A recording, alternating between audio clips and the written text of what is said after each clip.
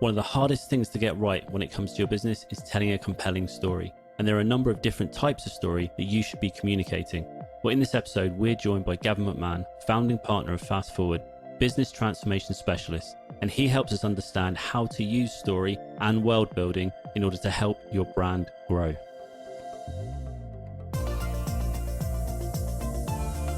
Welcome to the Unified Brand Podcast, brought to you by Elements Brand Management, a weekly brand building and brand strategy podcast to help you unlock your brand's potential, stand out from the competition, and create impact. So today we're joined by Gavin McMahon, founding partner of Fassforward, business transformation specialist that use a unique blend of storytelling, visual communication, strategy, and leadership to help businesses grow. Great to have you on the Unified Brand Podcast, Gavin. It'd be good to learn a bit more about yourself, what you do, and Fassforward. Hi, Chris. Well, you gave me a pretty good introduction. I don't know if I can top that. What we normally say about Fassforward is just remember 5 words: how, storytelling, leadership, training, and coaching. Now, you can make up your own story from those 5 words based on your experience with us, but that's basically what we do. How is about making it as practical as we can. It's obviously applied to business. I think leadership is fundamental now. I mean, with the Great Resignation and everything else going on, if you can't figure out how to lead your business, you're in big trouble. I think storytelling is to leadership like salt is to seawater. You can't have really one without the other. And then the way we deliver it is coaching and training. So that's me. Cool. And how did you get into storytelling and leadership? Well, it's a long story. I am originally an engineer. My father was an engineer. He worked in palm oil mills in Malaysia and in Nigeria. And when I was a kid doing my O-levels and A-levels, he was like, you should really do engineering. And I'm old enough that in the UK, when you had to choose which O-levels you were doing. So I basically gave up art and history, which I liked, for physics and chemistry, which I didn't like so much. But anyway, went through that, ended up doing engineering, ended up working for Vickers nuclear submarines, and then actually, kind of similar to my dad, ended up working in Africa. And that was a really eye-opening experience for me, because I'd gone from, nuclear submarines where it takes forever to do anything. You're designing a bolt and the bolt doesn't actually appear or get made till 5 years later. And then they charge the government millions of pounds for that bolt. So there was that. And then working in Africa, where you're lucky if you get one thing done a day. And I can remember there thinking, it was the first time I ever actually really had to manage people. And I remember back then, I used to think about the world as a meritocracy. You just work hard, do the right thing, know your stuff, it'll all be good. And that's when the scales kind of began to fall from my eyes, because I found out that it just doesn't work that way. If you can't figure out how to get people to do stuff, or how to line people up and move them in the same direction, then you're just wasting your time. It doesn't matter what you're doing, whatever business it is. And that really started a lifelong fascination with decision making, which in a very rough way is, I look at someone and say, why did you decide to do that? Normally it's a very skeptical, why did you decide to do that? So that's where leadership and storytelling come in, because honestly, the other side of how do you get people to decide something, what's the best way of managing any piece of work, what's the best way of leading people, basically get people to want to do it. And that's the secret. And I think that's what storytelling is all about. So that's the end of that story. That's great. So in terms of storytelling, how do you approach storytelling, and what's your explanation of storytelling? Because there's a lot of different people that say it in different ways. And I think when we talked about it previously, I think it was the first time that I truly understood the power of it, I think. Yeah. So first of all, if you Google storytelling and say, I want to be a better storyteller, there's so much out there. And you can go to people that have worked at Pixar or Disney, and they're the classic storytellers, or people like yourself in branding and marketing. I mean, that's really what they do. And I've been thinking a lot about how does storytelling apply to business? And I think it ends up in 4 different buckets. I think there's brand storytelling, which is the traditional, this is what marketers do. They try and craft a story and a world around that brand that people believe that is very believable. And I think when most people apply storytelling to business, they think about that bucket. I know a little bit about that, probably enough to be dangerous. You would know more about that than I would, but I think there are 3 other buckets. I think there's leadership storytelling, And that is around creating leadership storytelling. And that's really around creating a shared context. Again, this idea that if I can get a story out there that teaches people, lines people up, moves them in the right direction, inspires them to want to do something, that's what leadership is. So that shared context is leadership storytelling. The second one is product storytelling. As an engineer, I come from this background of building things, whether it's a submarine or a car or a set of services like we do today, or a piece of technology. It doesn't matter what it is, an app. You're building something.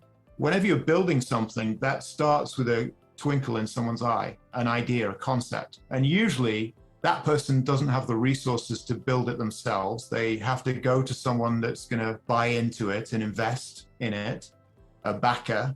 They are going to need builders, other builders, people that can code, people that can, do the creative piece, whatever it is. And those, you have to tell them a story, because you have to tell them what is it we're trying to build. And there's a great quote where I think Steve Jobs in his early Apple days was talking to engineers about what they're building with it was either the Apple II or the Mac. And he talked about a computer as a bicycle for the human mind. And I think that's a great phrase, but it's also part of a great story. If you really want to build something, you have to tell the story. And that's what product storytelling is. Product storytelling is telling the story at each phase of the product's journey. So initially when you're incepting it, to when you get it to market, to when you get beyond your first few buyers of that product to the next stage. So it's leadership storytelling, product storytelling. And then the third one is sales storytelling. A lot of people say that with sales, oh, it's storytelling. But I've worked with a lot of salespeople and been sold to a lot. And the people that do it really well, I've noticed, do three things really, really well. The first thing that they do is they're able to explain their stuff, what's in their bag, to an 8-year-old or to someone with a PhD in it. They can level up and level down so easily, and they can explain it in a very plain way. The second thing that salespeople, really good salespeople who have this sales storytelling skill, can do really well is they are able to get the person in front of them to tell their stories. And that's huge, because if you can't hear their stories, you can't connect what's in your bag to the person in front of you. And then the third thing they're able to do is they're able to tell the stories that connect the two things, the love stories and the horror stories that move you away from wherever you are today, and the love stories that move you into whatever you're trying to sell. So I think those are the four big buckets of storytelling: brand storytelling that you know all about, Chris, leadership storytelling, product storytelling, and sales storytelling. Is there a connective thread between those? Is there almost like a point on a process, so they kind of filter down through each other and connect with each other in some way, sort of overlapping it a bit? There probably is. I haven't figured it out yet. It's like you search for this grand unified theory of everything. I mean, there's certainly connection in that stories are the same. I mean, they line up in a way you typically, I think you've got to have all of them. I'll tell you where it may connect. It's an interesting question, actually. Where it may connect, and I don't know if we talked about this last time we spoke, is this idea of world building.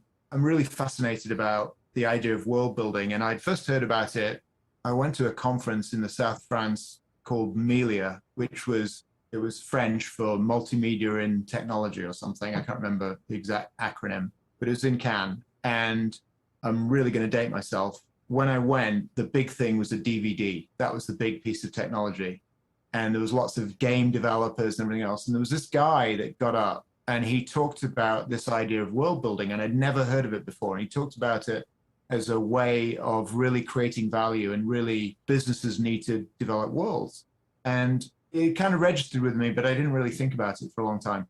And then, you saw the Marvel universe and what Marvel's been able to do with the Avengers and world building, or J.K. Rowling with Harry Potter. And it really is world building. And this idea of world building, it's part of storytelling, but it's this idea that you create a world and you say what's in the world and what's not in the world. So if you're in charge of the Harry Potter world, then wizards and trolls, magic and other kinds of things, that's all part of the world. But there would never be a lightsaber in Harry Potter's world, and there wouldn't be a spaceship. It just wouldn't make sense in the world. I think a lot of brands get that wrong on the world building, because they bring things into their world that just don't make sense. And I think that connects to the leadership storytelling, because I don't think leaders are not creating shared context around who we are as a company, what we do. And it connects to product storytelling, because then it means they're building, you've got people that are famous for building Harry Potter-like stuff, and they're building Star Trek-like stuff. So it's all of that. I think it's maybe connected. That may be a long, meandering answer, but I think, yeah, that's how I would say they're connected. That's amazing, because that's the thing. I remember from talking to you last time, one of the things that really stood out was the world building idea that we talked about and that you explained to me. And this is the power of storytelling, is whenever I think about world building in our conversation, I remember the things you told me about where you first heard of that. So I remember you saying about going to France and that conference. So I remember that. And I did a video on Dollar Shave Club and how they effectively sort of quickly launched and got real buy-in with people. And one of the things I noticed when I was watching their video that they put out, that brand sales video, the first one, was they built a world. It was a comedic world, but they built a world where the CEO they were fighting against the big guys in Gillette. They were fighting on behalf of you, the kind of everyman. And they built this world where they had this warehouse. There was just 2 employees. They kind of go, they'd effectively created this stage for the story to live in. And when I started watching it, I was like, wow, that's exactly what you were talking about when we had that conversation, as an example of it. And I found it really interesting since then. I remember those, and it's got all the classic ingredients of storytelling, because there's a villain, right? Gillette is the villain. Yeah. Yeah, the hero in the story is the CEO, but he's really a proxy for you. It's like you go and watch a James Bond movie. You're not James Bond. You just like to think you could be James Bond, and that's why you watch. Oh, maybe I'm not going to jump off that cliff, and maybe that wouldn't be such a good idea, but that's where you go. And so I think brands that do that really well connect that. I think really poor marketing is you have this idea where, here's my stuff and let me explain my stuff. It's the telling, but it doesn't connect the hero and the villain. And that's the thread all the way through, no matter what type of storytelling you're doing, whether you're doing product storytelling, sales storytelling, it's about heroes and villains. And the biggest mistake people make is, I think, they replace themselves for the hero. It's so hard to make sure that the person you're talking to is the hero. If they don't see themselves in the picture, whether you're a CEO talking to your employees and they don't see themselves in the picture and the leadership storytelling, whether you're a product guy or person or lady and the engineers don't see themselves as part of that picture, it doesn't work. You've got to get people in the picture. Definitely. So in terms of leadership storytelling, what are some things that are most fundamental to leadership storytelling? What are the things that you help with your clients to achieve? I think shared context is a huge one. I think really great leaders are great teachers. So they use stories to teach something. I think a big part of it, what I would say one of the biggest parts of that leadership storytelling, it's an idea that's not really, I don't think people love it because it's associated with politics, but it's this idea of message discipline. So if you go to a political consult and you're a politician, they will teach you message discipline. And what that really is, you see it on Panorama or something. So a politician goes on, gets interviewed by, I'm out of date with who's on Panorama now, but let's Jeremy Paxman. So Jeremy Paxman's there interviewing the politician, and he's talking to him about, I don't know, whatever's going on with the COVID regulations or whatever the new tax hike is. And the politician does not want to talk about that thing. So they basically don't answer the question and they spin back to whatever it is they want to talk about. Well, we've done this great thing. Message discipline is this idea that you've just got to keep repeating it. And not only do you have to keep repeating it, you have to pick only a few things. Pick a few things, make sure that you can speak to it in really emotive ways, and then make sure that you walk the talk. Because the worst thing in the world is to say something but not do it or not be believed because you're not credible. So if you can pick a few things, say it in really human ways, and walk the talk, then you begin to have message discipline. And that's the thing that, as a leader in an organization or a leader as a team, that's what brings clarity, that what brings consistency, it builds trust, it makes people feel like, yeah, I got this. So I would say message discipline, shared context, those types of things are huge for a leader. What is it you enjoy most about helping businesses and leaders to kind of go through the transformational process? What are some of the things that you enjoy most? Honestly, it's weird because I often trot out the line that I really don't like people, but I actually do like that. A lot of the clients that we work with, I just enjoy working with them. They're just good people. I think the dirty little secret is, people talk about change management and transformation. Business changes all the time. I've been working now for 30 odd years, 40 years, no, 30 odd years. My math isn't very good. That's why I stopped being an engineer. I've never had a time when it hasn't changed. It's always changing. And so you're just helping people deal with change. And I think that's very rewarding to help people do stuff. I mean, of all the people I've ever met and worked with, there's very few that aren't really trying to do good stuff, good work. They're trying to bring home the bacon for their family. They're trying to do the right thing for their company. I mean, they may be making really bad decisions. They may be completely on the wrong stack of mail, but they're all trying to do the right thing. And I think when you can connect with them and you can help them, it's just so rewarding. It's just fun. Definitely. So in terms of world building, we sort of coming back to world building in a second, but is there anything that people can do in terms of looking at their own company or their own stories within leadership or product or sales that can help them build that world, that can help them flesh that out and expand that? Yeah, I think you have to start with being really honest with yourself, which is another great leadership quality, which is you often get feedback and you don't like the feedback and you justify and rationalize why it's not true. Everyone does that as an individual, teams do that, organizations do that. You have to be really honest with yourself about who you are. And if you can listen to feedback and you can find people that can give you good feedback that you have the, I would say, guts to listen to, then that's where it starts, because it doesn't really matter what you say your company is. That's why at the beginning I said, I can't really tell you what Fassforward's story is, but I hope you use these 5 words: how, leadership, storytelling, training, and coaching.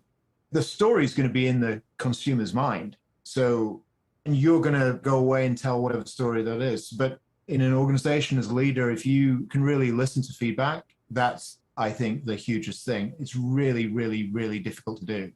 You have to find people that give you feedback in a way that depersonalizes it for you. I do this. I don't know anyone that doesn't do this, but you hear a piece of feedback and you take it as a personal affront to yourself. It damages your sense of self. So you have to find people that say, here's an example. Gavin, you keep talking about all this vision, blah, blah, blah, lofty BS.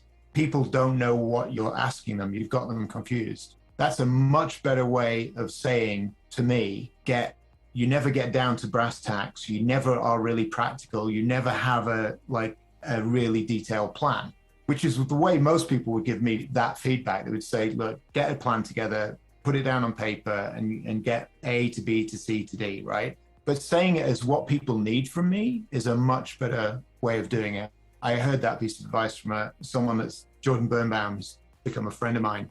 One of these weird pandemic friends that you've only ever met through video and Zoom, but he had that great piece of advice on feedback, and I thought it was really great. And so the same thing applies to world building. You've got to figure out as a company who you are, and that's how you build your world. Yeah, it can be really tough when someone gives you that feedback, like you said, if you're not in a place to receive it, or if the feedback that's given isn't given in the best way possible, and it does take you back and it can be a bit of an affront. And yeah, and you're right, you can have the same thing with your company or with the things you're trying to achieve, products and things like that. But yeah, if you can find the feedback that can be given to you in a way that is easier to take, I think you can actually do stuff with it. You can use it constructively to your advantage. Well, think about this, like you do brand and creative work. So you have a company come to you. I don't know what the company would be, but they come to you and say, what do we do with it? How do we position this? How do we market this? And in some cases, you have probably been their ideal target market, their ideal consumer. And what you think about it is, well, this is how I would like to hear it. This is how I would talk about it. And you probably have played that back to them before. And they're like, no, that's not what it's really like. Let me explain again. And you get, as the person that has expertise in kind of a creative profession, knows what they're doing in building brands, and would be the consumer of this product, they know more than you. And they're correcting you about what it's like. Every company in the world does that. Every person in the world does that, because everyone suffers from that curse of knowledge. And it's a really, really hard thing to get over. To actually, this gets back to product storytelling, right? The product story shifts over time and you have to listen. Otherwise it won't shift. I think everyone loves Slack. Slack is one of those companies that was, I don't know. So here's the story about Slack. The guys that made Slack originally were trying to make some kind of video game. I forget which video game they were making. And they made this kind of internal chat feature, which became Slack. as a way of communicating with each other while they're building the game. The game failed, and then they turned it into Slack.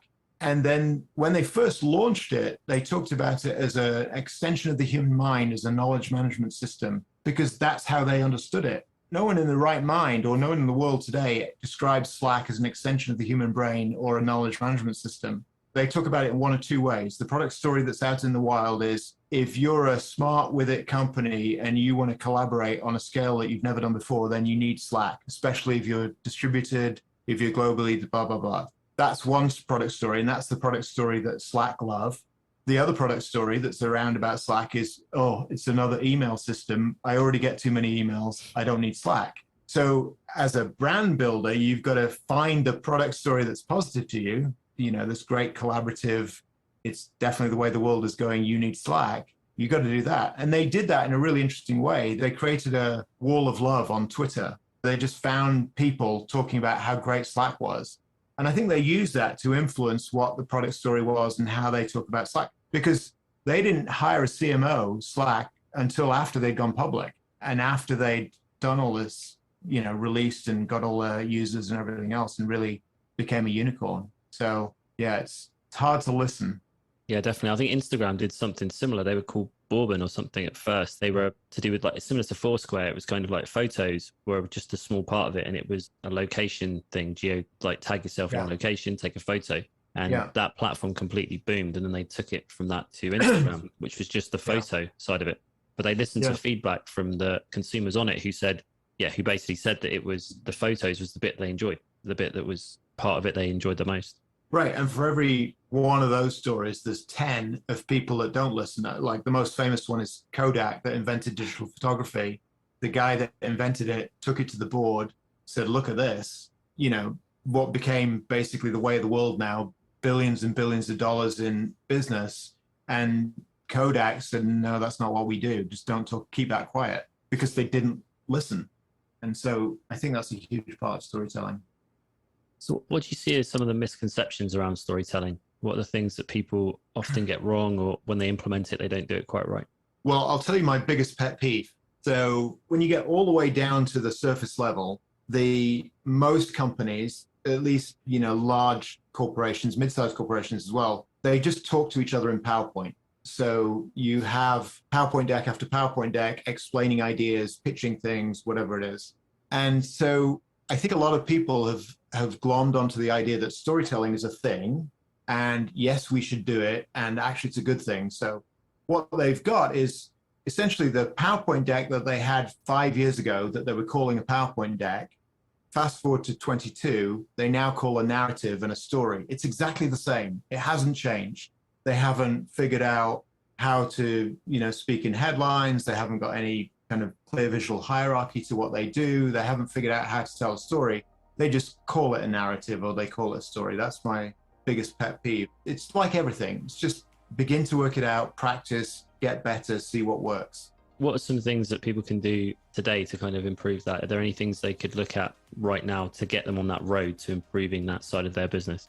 Well, I'll give you a couple of practical examples. So one is, when you're speaking to anyone or you're speaking in a PowerPoint deck, you have to realize that I love me. That applies to you, and that applies to your audience. Everyone is a narcissist. You know, if you ever come to one of our training or coaching, there's a moment somewhere where we'll give you a set of questions and say, how would you rate yourself on these questions?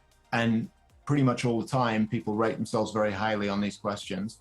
And then the nasty reveal is, those are all questions from the Narcissistic Personality Index.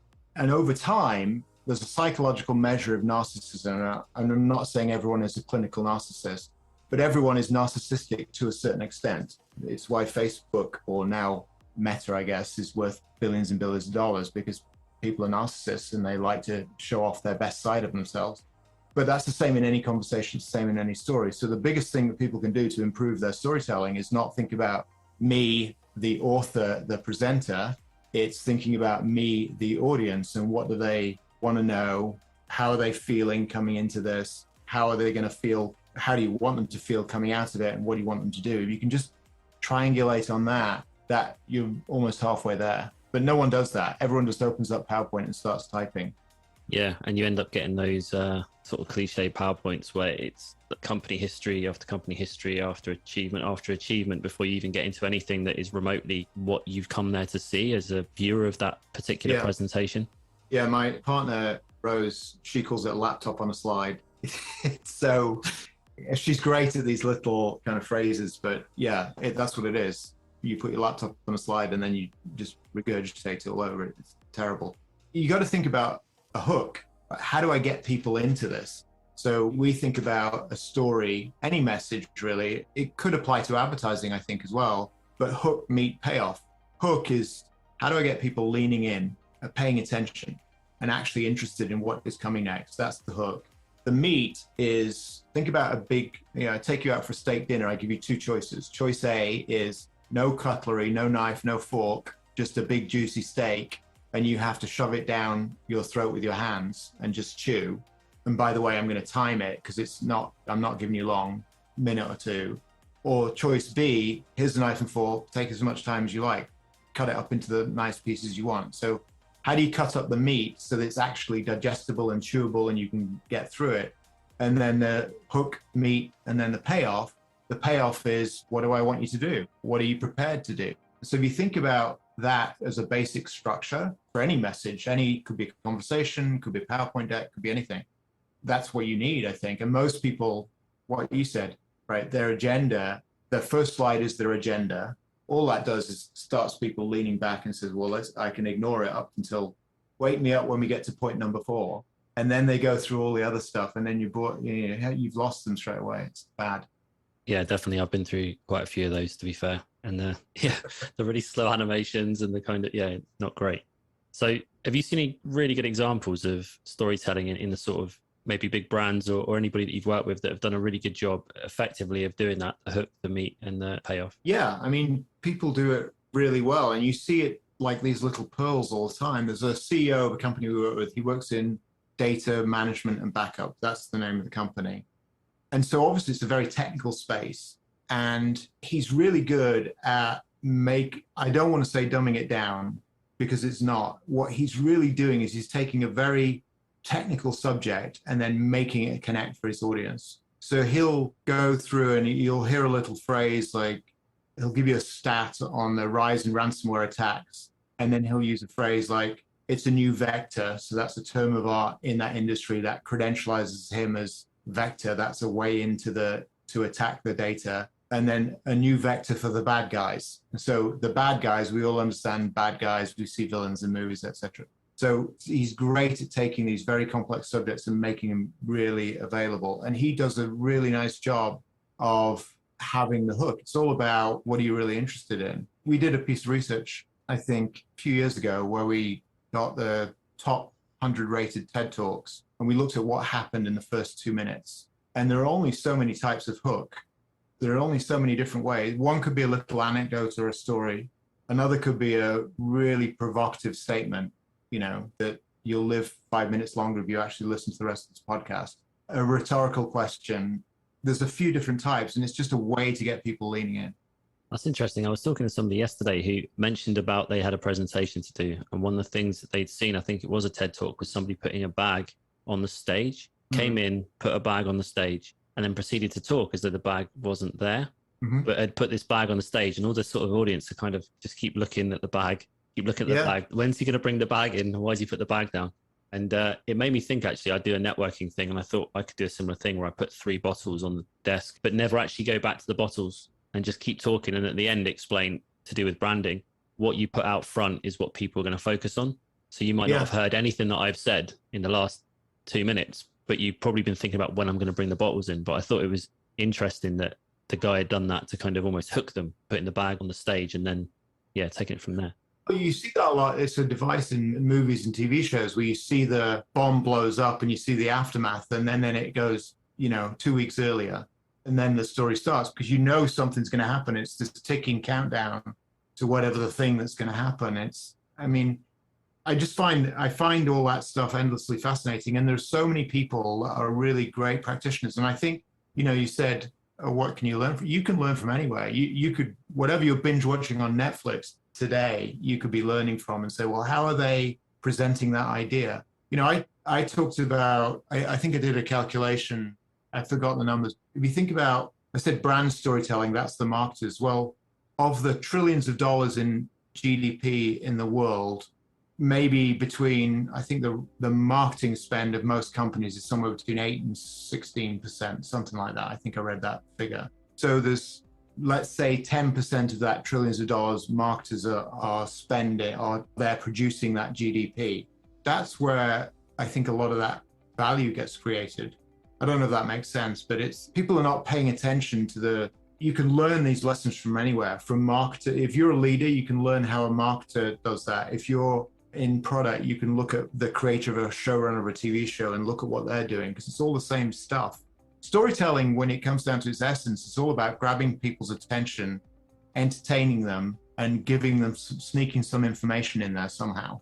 Because mostly you just don't want the information unless it's packaged in an entertaining and consumable way. That's what a documentary is, that's what a film is, that's what a book is. Well, I'm a massive Star Wars geek, massive Marvel geek. So I'm watching the Book of Boba Fett at the moment. And there's some bits in that where you can see, like, compared to, say, The Mandalorian, it hooked me the whole way through. Whereas Book of Boba Fett has been good, but there's been bits where it's almost lost the thread a bit, I think, and they kind of dropped the ball a bit. But it's interesting that you say that you can pick up inspiration from anywhere. Is there anywhere or anything that you would recommend to people to check out in terms of from a storytelling point of view, or leadership as well in terms of storytelling? So I'll tell you the best book I've ever read is a novel, and I think it's all about leadership. It's a book called The Gates of Fire by Stephen Pressfield. And it's about the Battle of Thermopylae and the movie The 300. It's basically about that. It's told from a slave's point of view. And it's a really fascinating story because you see the characters, the king, I think Leonidas, if I'm pronouncing that correctly, and the Spartans and the Persians, and you can see all these different characters. And the slave in the novel perceives all these different sides because he's a war slave. So he was captured from the other side, but he comes to admire the Spartans and the Spartan way of life.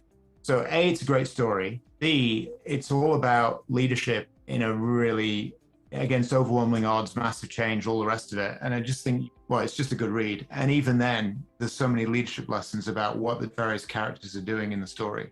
If you like books, check that one out.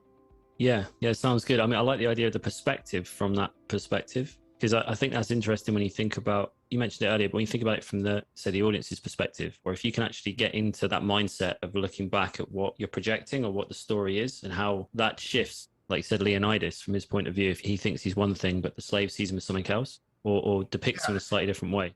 Yeah. And the journey of the book is, I think he tells it after the battle, but he's kind of reminiscing on why he came to admire the Spartans so much and what they did.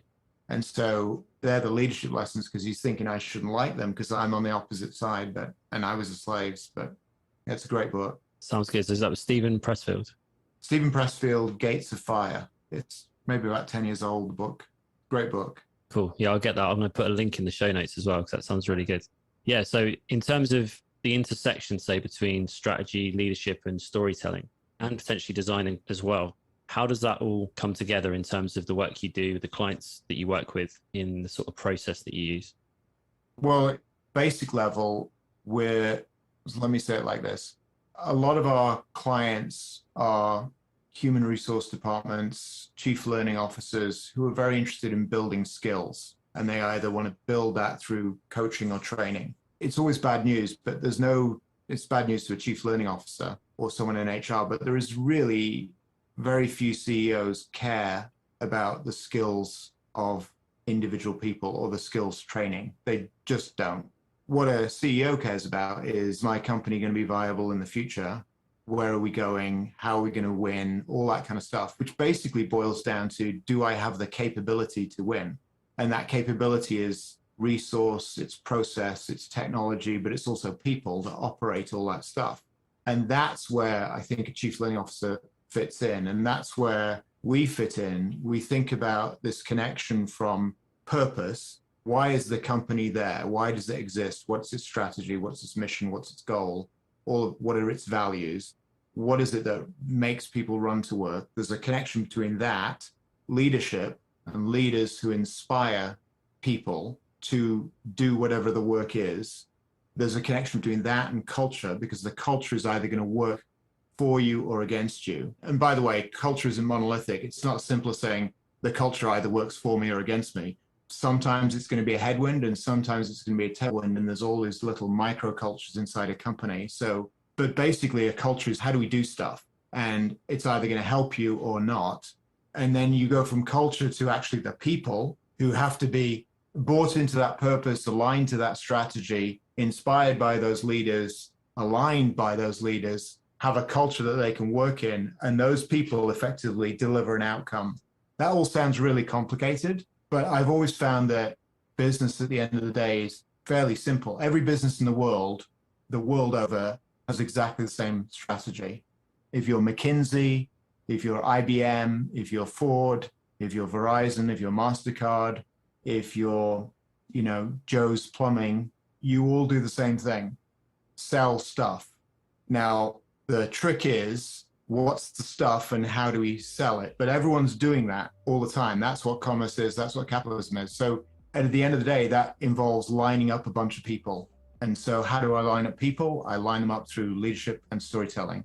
Yeah, that makes total sense. I like the idea of those sort of steps from the mission, vision, values and purpose to the leader, to sort of the employees that creates this culture, but also then they're the front line to giving that to the consumer, and they're the sort of the face of the brand. Yeah, and they deliver the outcome. If you go in to buy something, you could be shopping on Amazon or getting knee replacement surgery.